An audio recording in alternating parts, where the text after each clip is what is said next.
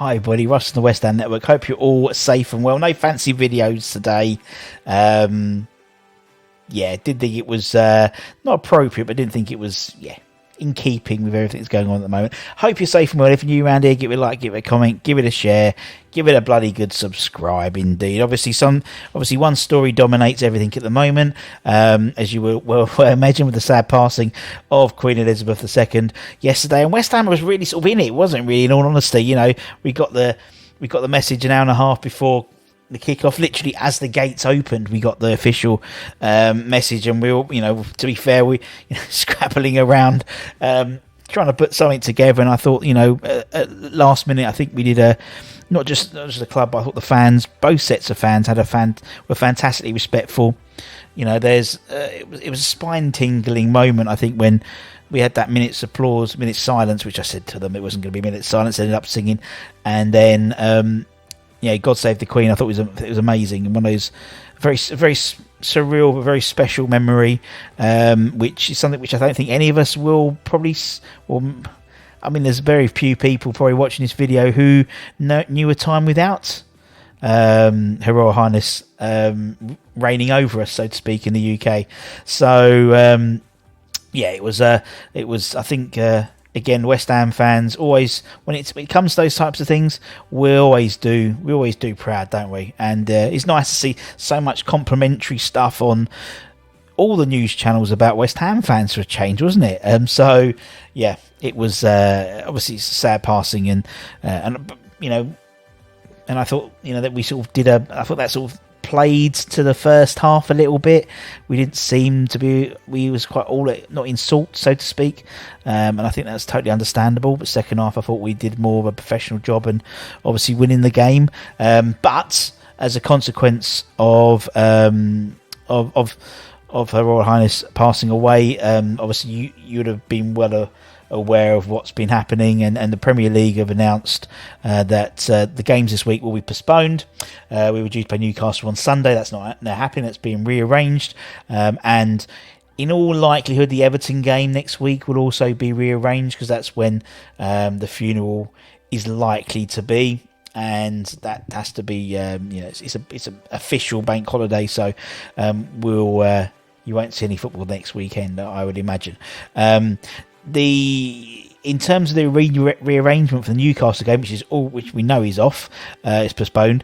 The first available date is around sort of January. I would almost like a 0% chance that game is going to get rearranged this side of the World Cup. We're sort of rapidly running towards Qatar 2022 in a bit of a pace at the moment. So January the 17th, 18th is the first available gap. Looking at the calendar, I would suggest. I think we play Wolves the weekend before, and so that could mean more games in January. Also, with the Everton game, if that gets postponed, it could mean potentially with everything sort of squeezed into these two sort of pre and post World Cups now this season. Maybe even potentially it could be an extension of the season, maybe, I don't know, just by a week, just to cover the extra game. But everyone's in the same boat with this, so it's not like it's some people miss out and some people sort of benefit. Obviously Newcastle would benefit because they've a bit of an injury crisis at the moment, but hey, there's nothing you can do about that at all. But we'll see what happens. We're already going into quite a busy. September's not as busy now, having only played. We've only got. Well, we might not play any games at all in September. If the Everton game gets postponed, if Silkeborg Ball gets postponed as well, which could happen next Thursday, we don't know yet. I would be surprised if that game doesn't go ahead, in all honesty, but we shall see, because obviously it's a European game, so there's more transport and people flying away and that type of things, a little bit more logistical in terms of, rather than necessarily a Premier League game. I'm not saying it isn't a Premier League game, a logistic nightmare, but a little bit more so for the European games. We shall see, but October's looking extremely busy. We've got at the moment 9 games in October. You have the 3 conference games as it stands at the moment, 8 Premier League games. We've got 1, 2, 3.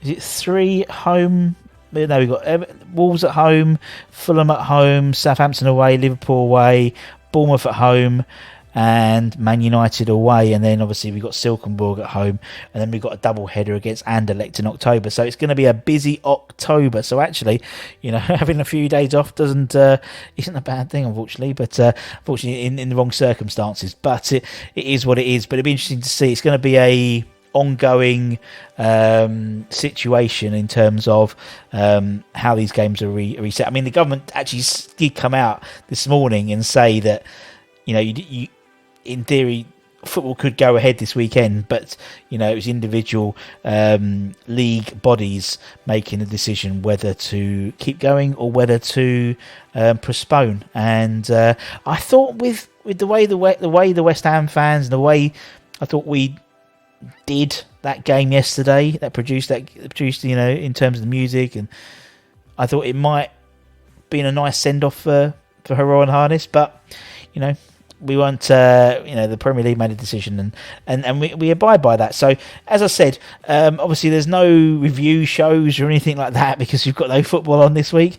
But we've got plenty to come on the channel. We've got Holly's show that'll be out tomorrow or Sunday, probably tomorrow. Actually, next week she's buggering off. She's on a hen do next week. Unbelievable. We'll have Harry's show where he dissects what we've learned from the FCSB game, and we'll have Anton's analysis show. Antonalize. I haven't got a proper name for it. I'm just making it up. But keep an eye out for the channel. Also got some nice interviews next week as well lined up. So lots of stuff as always coming up. As I said, if you're new and give it a like, give it a comment, give it a share, give it a subscribe. Check out the knees at motherbrowne.com, boys. All the forums, the latest news. It's all there. It's all there. It's all there. And as I said, I'll see you guys very, very soon. So take care and stay safe. Stay warm. It's a bit cold now, isn't it? I put a coat on yesterday.